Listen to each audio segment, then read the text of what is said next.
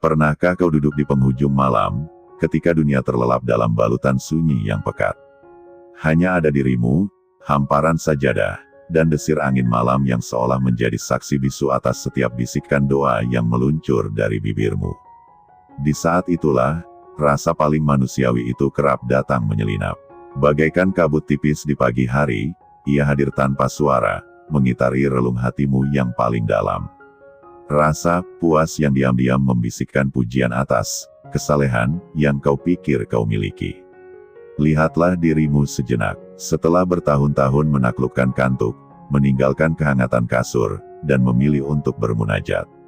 Apakah pernah, sekilas saja, terlintas di benakmu, aku sudah begini setianya padamu. Sudah seharusnya engkau mengabulkan semua permintaanku. Atau, mereka tidur nyenyak, sementara aku, di sini, berjuang sendiri. Pasti aku yang lebih dia cintai. Wahai saudaraku, yang matamu mungkin berkaca-kaca karena lelah, tetapi jiwanya begitu rindu akan cahayanya, bisikan itulah awal mula dari sisi gelap itu. Ia adalah ujub, anak kandung pertama dari kesombongan spiritual. Ia tidak berteriak, ia hanya membisik. Ia tidak menyuruhmu meninggalkan salat, ia justru membuatmu semakin mencintai salatmu. Namun, bukan karena Allah, tapi karena bayangan dirimu sendiri yang sedang salat. Bayangkan sebuah mutiara yang paling indah, kau simpan di dalam kotak terbaik, kau rawat setiap hari. Namun, tanpa kau sadari, yang kau pandang bukan lagi cahaya mutiara itu, tapi pantulan wajahmu sendiri di permukaannya yang mengilap. Tahajudmu adalah mutiara itu, ujub adalah ilusi pantulan itu. Kau sibuk mengagumi ketekunanmu, kehusyukanmu, konsistensimu, hingga lupa bahwa semua itu hanyalah anugerah yang dipinjamkan untukmu sebagai jalan mendekat, bukan sebagai mahkota untuk dikenakan di kepala. Ini adalah jebakan paling licik di jalan spiritual, karena ia datang berselimut pahala. Ia datang dengan membawa sertifikat ahli ibadah. Iblis tidak akan menggoda muazin untuk meninggalkan azan, tapi akan membisikkan, suaramu lebih merdu dari yang lain, makmum pasti terpukau. Iblis tidak akan menghentikan langkahmu ke masjid untuk tahajud, tapi akan membisikkan di perjalanan, lihat, rumah-rumah lain gelap. Hanya kau dan segelintir orang terpilih yang mampu melakukan ini. Ada seorang petani yang rajin, setiap subuh, ia membawa air dari sungai yang jernih untuk menyiram tanamannya. Ia lakukan ini bertahun-tahun. Tanamannya subur, buahnya lebat. Semua memujinya. Perlahan, ia mulai yakin bahwa kesuburan itu murni hasil dari kehebatannya mengambil air dan menyiram dengan teratur. Ia mulai memandang rendah petani lain yang menanam dengan mengandalkan hujan. Ia lupa bahwa air sungai itu bukanlah ciptaannya. Bahwa matahari yang menyinari bukanlah kebaikan hatinya. Bahwa tanah yang subur adalah anugerah awal yang ia terima begitu saja. Suatu ketika, musim kemarau panjang datang. Sungai itu mengering, dan petani itu pun jatuh miskin, bukan karena ia berhenti bekerja, tetapi karena pondasi amalnya adalah rasa bangga akan kerjanya sendiri, bukan rasa syukur akan sumber air itu. Tahajud adalah air sungainya, ujub adalah kekeringan yang menghancurkan. Lalu, mengapa ini disebut bom waktu? Karena efeknya tidak langsung meledak. Kau masih akan merasakan manisnya ibadah. Doa-doamu bahkan mungkin terkabul, sebagai ujian yang lebih besar. Kau akan dihormati, disebut sebagai orang soleh. Bom itu diam, tersembunyi di balik gemerlap pujian dan keberhasilan duniawi yang seolah membenarkan jalannya. Tapi, ledakannya akan terjadi di dua momen kritis. Pertama, saat kau menghadapi ujian berat, ketika doa-doa untuk kesulitan itu seolah tak terjawab, hatimu akan memberontak. Setiahlah aku bertahun-tahun, ini balasanmu. Ledakan kemarahan, kekecewaan, dan rasa dikhianati itu akan menghancurkan segala pahala yang kau kumpulkan, karena ternyata pondasinya rapuh. Kedua, di akhirat kelak, saat semua amal dihadapkan, ibadah tahajudmu yang panjang itu dibawa. Tapi, malaikat berkata, kau telah mengambil pahalanya di dunia. Kau telah merasa puas dengan pujian manusia, dengan pengakuan sebagai ahli tahajud. Tidak ada lagi yang tersisa untukmu di sini. Itulah ledakan final yang memusnahkan. Hangus. Ajakan emosional untuk introspeksi. Maka, malam ini, sebelum kau lagi melangkah ke sajadahmu, bertanyalah dalam-dalam untuk siapa aku melakukannya. Apakah bayangan diriku yang ahli tahajud sudah menjadi berhala baru yang ku sembah dalam setiap sujudku? Jangan biarkan sisi gelap ini menggerogoti cahaya tahajudmu. Kesalahan nomor 5 ini adalah the silent killer of ibadah. Ia membunuh tanpa darah, menghanguskan tanpa asap, dan ia paling sering bersemayam di hati orang-orang yang banyak didoakan. Karena semakin banyak doa yang terkabul, semakin tinggi risiko untuk jatuh ke dalamnya. Lalu, bagaimana mungkin orang yang banyak didoakan, justru bisa terjebak dalam kesalahan fatal ini? Apa kaitannya? Inilah yang akan kita bedah dalam bagian berikutnya, mengapa pintu langit terbuka, bisa menjadi jebakan terbesar. Mari kita lanjutkan perjalanan ini dengan sebuah perenungan yang mungkin akan terasa menggetarkan. Bayangkan kau telah bertahun-tahun setia membangun sebuah hubungan dengan sang kekasih sejati. Di setiap keheningan malam kau curhatkan segala lara, kau serahkan segala hasrat, dan kemudian, satu persatu, keinginanmu itu terwujud, doa-doa untuk rezeki, untuk jodoh, untuk kesehatan, seolah dianggupi oleh langit. Kau merasa jalur komunikasimu begitu lancar, signal doamu selalu full bar, dan di puncak semua itu, orang-orang pun mulai melihatmu sebagai manusia, bertuah, mereka berduyun datang meminta didoakan. Kau pun dengan senang hati melakukannya, dan lagi-lagi, doa-doa itu terkabul, namamu makin harum sebagai orang yang doanya mustajab. Disinilah, di puncak kesuksesan spiritual, itulah, jebakan paling halus dan paling berbahaya itu mulai dipasang, bukan oleh siapa-siapa, tapi oleh kecenderungan alamiah hati manusia yang selalu haus akan pengakuan. Kau mulai terbiasa dengan peran baru sebagai perantara doa. Kau mulai melihat dirimu bukan lagi sebagai hamba yang papa dan selalu membutuhkan, melainkan sebagai channel yang istimewa. Kau tanpa sadar telah memindahkan sumber kekuatan dari Zat yang Maha Mengabulkan, ke dalam keistimewaan yang kau rasa ada pada dirimu sendiri.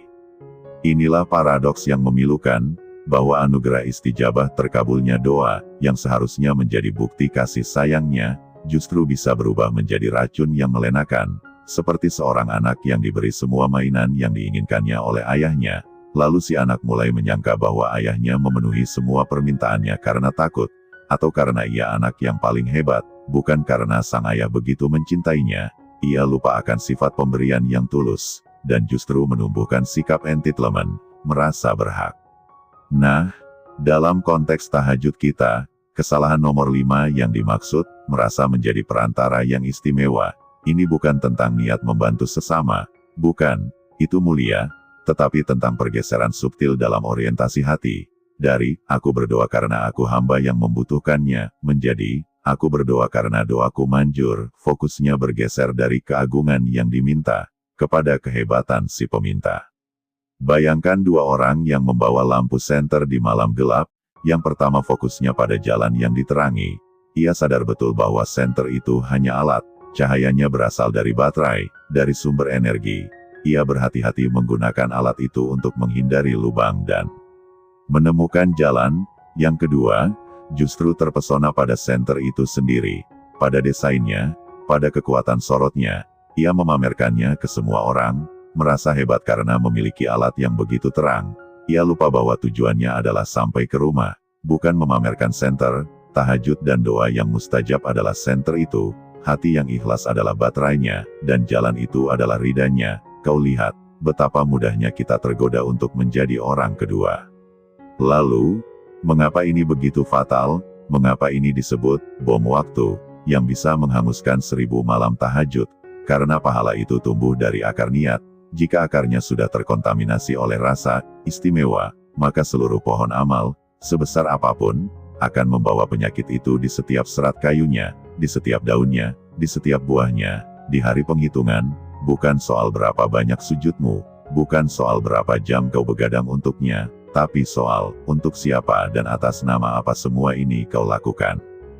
Bisa jadi, di dunia, kau masih dikelilingi oleh karunia, doa-doa orang lain lewatmu masih dikabulkan. itu adalah bentuk istidraj, pemberian yang berkelanjutan sementara dia tengah mengumpulkan dosa dan kesombongan spiritualmu untuk suatu perhitungan yang sangat telak nanti. Seperti seorang yang diberi pinjaman berlipat-lipat tanpa pernah ditegur, hingga utangnya menumpuk tak terbendung. Lalu tibalah hari di mana semua tagihan itu jatuh tempo sekaligus. Ia pun bangkrut total, tak menyisakan apa-apa. Maka hentikan sejenak, tarik napas, dan tanyakan pada dirimu yang paling jujur, apakah saat orang datang meminta didoakan, di sudut hati yang paling sunyi, ada perasaan bangga yang kecil? Ya, mereka tahu doaku dikabulkan. Apakah saat kau menceritakan pengalaman doamu yang terkabul, ada niat terselubung untuk memperkuat citra dirimu sebagai orang soleh yang dekat dengan langit? Apakah penghormatan yang kau terima dari orang lain mulai terasa seperti bahan bakar yang membuatmu semakin rajin beribadah, bukan karenanya semata, tetapi karena ada imbalan psikologis yang kau dapatkan? Jika ada getaran, ya sekecil apapun di hatimu, jangan panik, jangan langsung menyiksa diri. Justru inilah saatnya penyadaran yang paling berharga, karena mengakui kelemahan ini adalah langkah pertama untuk membersihkannya. Musuh terbesar bukanlah memiliki perasaan itu, tetapi mengabaikan dan menyangkanya sebagai hal yang wajar, sebagai bagian dari reward atas kesalehanmu. Lihatlah bagaimana para nabi dan wali yang paling dekat dengannya justru dihantam oleh perasaan hina dan tidak berharga di hadapannya. Mereka tak pernah sekalipun merasa istimewa, karena doa mereka dikabulkan. Justru semakin dikabulkan, semakin mereka takut. Apakah mereka layak? Apakah mereka bersyukur dengan cukup? Apakah mereka tidak menjadi sombong? Kekhawatiran itu adalah rem yang menjaga hati mereka tetap lurus di jalan yang curam. Sekarang, mari kita tengok praktiknya, bagaimana kesalahan nomor 5 ini merayap masuk ke dalam ritual tahajudmu. Seringkali ia datang bukan di awal, saat kau baru membuka mushaf atau takbiratul ihram. Tidak, ia datang justru di puncak kehusyukan, atau setelah selesai, saat perasaan lega dan damai membanjirimu. Disitulah bisikan itu muncul, "Alhamdulillah, aku bisa konsisten, tidak semua orang bisa seperti ini," atau, "Malam ini rasanya begitu khusyuk. Pasti doaku akan lebih didengar." Perhatikanlah, perasaan itu seolah memisahkan dirimu dari orang lain, menciptakan sekat, kami, yang ahli tahajud, dan mereka, yang tidak. Lalu, bagaimana cara mendetoksifikasi hati dari racun halus ini? Pertama, kau harus memasukkan satu doa khusus dalam setiap sujud tahajudmu, doa yang isinya bukan meminta tambahan sesuatu, tetapi meminta perlindungan dari sesuatu. Ucapkan dalam hatimu, "Ya Allah, lindungilah aku dari merasa bangga pada amal yang kau anugerahkan kepadaku. Jadikan setiap sujudku justru sebagai penghancur kesombonganku, bukan sebagai bangunannya." Kedua, biasakan untuk menyembunyikan kebaikanmu, bukan dengan sikap sok rendah hati, tetapi dengan kesadaran bahwa itu benar-benar bukan prestasimu. Jika tahajudmu adalah anugerah, maka tidak ada alasan untuk memamerkannya. Ibarat bernapas. Apakah kau akan merasa hebat karena bisa bernapas? Ketiga, dan ini yang paling kuat, setiap kali doa melaluimu untuk orang lain terkabul, segera jatuhkan dirimu dalam sujud syukur yang lain, bukan karena doaku manjur, tetapi karena Engkau, ya Allah, begitu pengasih hingga mendengar doa hamba-Mu yang lain melalui lisanku yang hina ini. Engkau jadikan aku sekedar perantara belas kasih-Mu, itu pun sudah kehormatan yang tak layak aku terima. Balikkan seluruh narasinya dari aku yang hebat, menjadi Dia yang Maha Pengasih. Ingat, tahajud itu adalah madrasah untuk meluluhkan ego, bukan untuk membangun monumen bagi ego. Setiap rakaatnya adalah palu godam yang seharusnya menghancurkan berhala-berhala kecil dalam hatimu, termasuk berhala diri yang ahli tahajud. Jika setelah bertahun-tahun tahajud, dirimu justru merasa lebih tinggi, lebih suci, lebih dekat secara eksklusif dibanding orang lain, maka ada yang salah dalam pemaknaan ibadahmu. Mungkin kau hanya memindahkan kesombongan duniawi ke dalam bentuk kesombongan spiritual, yang justru lebih berbahaya. Pertanda bahwa tahajudmu mulai dibersihkan dari kesalahan nomor 5 ini adalah ketika semakin rajin kau melakukannya, semakin tawadu dirimu di siang hari, semakin mudah kau memaafkan, semakin tidak peduli kau dengan penilaian manusia, apakah mereka memujimu atau tidak, karena satu-satunya pujian yang kau cari sudah kau dapatkan langsung di sepertiga malam terakhirmu, dalam bisikan-bisikan ruhani yang tak terucapkan. itulah pengakuan sejati yang kau tunggu, bukan dari mulut manusia. Maka, mulai malam ini, saat kau kembali bersujud, lepaskan seluruh gelar spiritual yang kau sandang di pikiranmu, lepaskan sejarah mustajabnya doa-doamu, lepaskan harapan untuk dianggap sebagai orang suci, datanglah seperti seorang pengemis yang tak punya apa-apa, yang hanya membawa kantong kosong bernama harapan dan penyesalan. Kosongkan tanganmu dari segala prestasi ibadah, karena hanya tangan yang kosonglah yang bisa menerima karunia dengan sempurna. Dan ketahuilah, mungkin inilah rahasia terbesar, bahwa nilai tahajudmu justru bisa meningkat berlipat ganda, bukan saat semua doamu dikabulkan, tetapi justru saat doa-doa terbesarmu seolah ditunda, dan kau tetap setia datang, tetap rendah hati, tetap mencintainya, tanpa embel-embel keistimewaan apapun. Disitulah cinta sejati diuji, dan disitulah pahala sejati, yang tak bisa dihanguskan oleh apapun, mulai ditulis dengan tinta emas keabadian. Narasi ini masih akan kita lanjutkan, karena setelah kita mengurai akar penyakitnya, kita harus menyelami lebih dalam lagi manifestasinya dalam bentuk-bentuk yang mungkin tak pernah terduga. Bagaimana kesombongan spiritual ini bisa memakai topeng yang sangat menarik, seperti rasa tanggung jawab yang berlebihan, atau kekecewaan pada orang lain yang dianggap tidak semulia dirinya. Kita akan membongkar lapisan berikutnya, agar kau benar-benar kebal, dan tahajudmu bukan hanya hangat di malam hari, tetapi juga menerangi siang harimu dengan kerendahan hati yang memancar. Bagian 3, menyatukan cahaya di antara kegelapan, dan melangkah dengan hati yang baru. Maka dari seluruh perjalanan panjang ini, dari sisi gelap yang kita bongkar bersama, dari kesalahan fatal yang mengintai di balik kehusyukan, kita sampai pada sebuah kesadaran yang utuh, bahwa tahajud kita bukanlah tentang kuantitas rakaat, atau lamanya kita menangis, bukan tentang seberapa sering doa kita dijawab, atau seberapa hebat orang memandang kita. Ia adalah tentang kejujuran mutlak seorang hamba di hadapan Rabb-Nya, tentang upaya tanpa henti untuk membersihkan niat dari debu-debu halus dunia dan akhirat, termasuk debu keinginan untuk dianggap sebagai ahli surga. Ibadah malam itu adalah sekolah untuk melatih kepekaan ruhani, agar kita bisa mendengar bisikan-bisikan nafsu yang bersembunyi di balik pahala, yang menyamar sebagai motivasi, agar kita bisa membedakan antara dorongan untuk mencintainya, dengan dorongan untuk mencintai diri sendiri yang sedang mencintainya. Perbedaannya tipis sekali, bagai sehelai benang sutera di antara dua tebing, tetapi konsekuensinya terpisah bagai surga dan neraka. Kesalahan nomor 5 itu, merasa istimewa karena banyak didoakan, adalah cermin dari semua penyakit hati lainnya. Ia adalah puncak gunung es dari ujub, ria, dan gurur. Tertipu oleh amal sendiri. Ia mengajarkan pada kita satu prinsip mendasar, bahwa di jalan spiritual, yang ditakutkan bukanlah kegagalan dalam beramal, tetapi justru kesuksesan dalam beramal yang tidak diiringi dengan pembersihan hati.